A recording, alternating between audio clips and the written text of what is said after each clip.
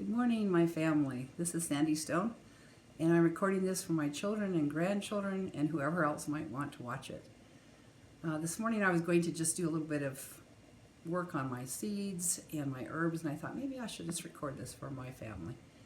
So I hope you can see this, understand it, and enjoy it. Today I'd like to talk to you just a little bit about the maybe 10 or even less herbs you can use every day. Here's just a brief introduction of what they are, which ones I like to use. I also have others that I enjoy. This is just kind of a beginning introduction to it. So today is April 4th, 2020. We are in quarantine, lockdown from the COVID-19 threat. I'm hoping by the time you see this and watch it, maybe things will be a lot better. I apologize for no makeup. I apologize for the messiness of my kitchen, but that's just how it is. You've been to my house, you know. So today, let's see, I'm going to show you some of the herbs I use, some of the books I use, and I'm going to hopefully do it in a way that you can see what I am doing. I love you. Okay, let's get started. So today we're going to look at some of the books that I like to use. Over the years, I've enjoyed reading a lot of different types of books and learned a little bit from especially 3 of them. So let me show you those.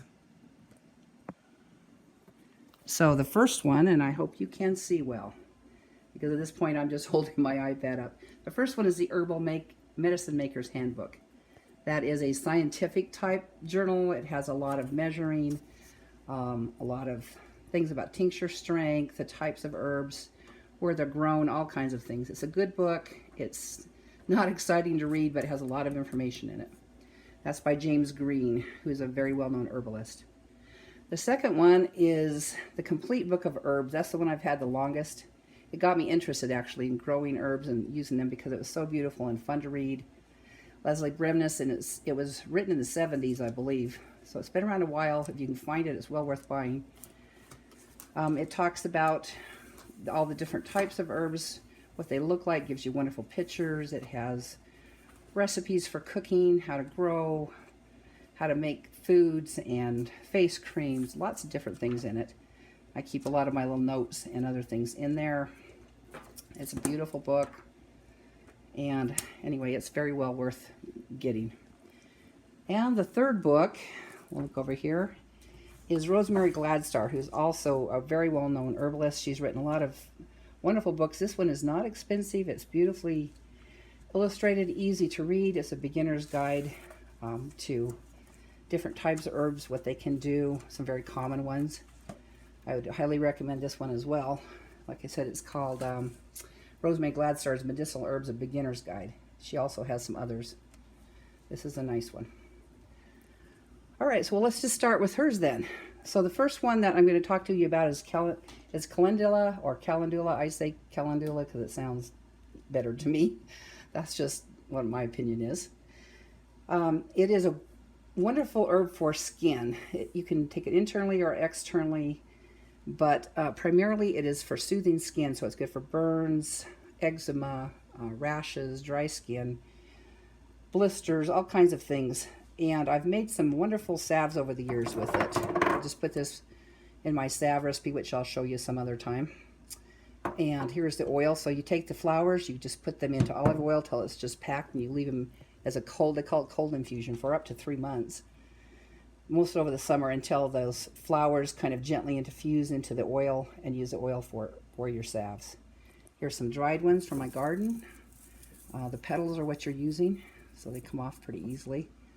And that's what they look like. Alrighty, here's some little herbs that I've grown just recently in pots. Some of them come out quite well, mostly basils, Thai and sweet basil.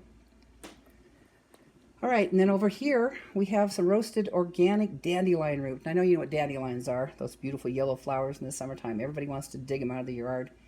They are such a useful plant. They are perfect for all kinds of things. They are the first food just about for bees and pollinators. In the garden, they're really important. You can eat the leaves, you can eat the roots, you can even eat the flower. Every part is edible, every part's useful. They are especially useful for blood sugar, blood pressure. I use those every day, my dandelion root tincture in my coffee. It has kind of a coffee taste when it's roasted. And because I don't like to dig the root, it's a lot of work. I bought these from Star West Botanicals. They're organic. They've already got the roots dug up and dried and chopped into pieces. And I've made my tinctures out of those. It's very easy that way. All right. Another company that's really good to get things from is Frontier Co-op. They're organic. They're certified from the U.S. You can buy in bulk a lot of different types of flowers and herbs and things like that. This one is hibiscus. So hibiscus, you'll see it has, these are the dried flowers. It's that beautiful tropical plant, big, round, it looks Hawaiian almost, you know, when you see it in the gardens. It grows really well in California, Mexico, places like that. And we can grow it here in the summertime. We usually buy it at a garden shop. This one is organic, and you just use hibiscus. You use the flowers primarily. It makes this beautiful red, sweet tasting, almost wine tasting tincture. It's also good for blood pressure, blood sugar. You don't want to drink too much of it. It's a really lovely fruity taste. It's good, refreshing tea for summertime. This one is echinacea. Those are the purple cone flowers, those tall, beautiful cone flowers that kind of have a rounded head. To get enough herb from those, you need the roots mostly, the leaves. I don't know if they've used the flowers here. It doesn't say. It just says the whole herb.